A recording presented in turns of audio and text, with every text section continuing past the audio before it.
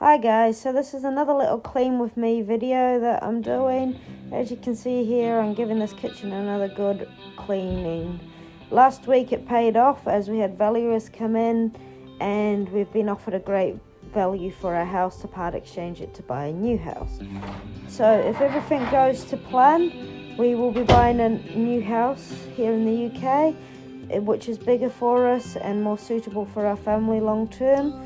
The difference between buying a house in New Zealand versus the UK is the builders design the plan of the house and you just can choose your kitchens and things normally.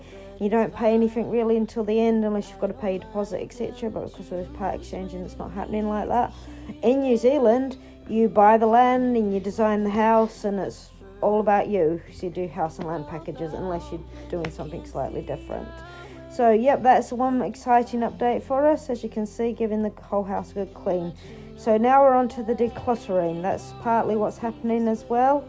So I started decluttering, and you will never guess what I found in my understairs cupboard. So keep on watching until the end. Well, that's my kiwi fruit tree and my other trees that are growing nicely, doing really well inside the house because it's nice and warm. Here it is again. Under here, oh my god, I was decluttering and look at that, all these plastic bags.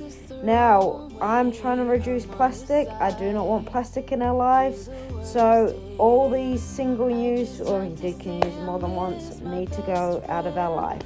So yep, that's what I found and it's terrible. So I'm starting small.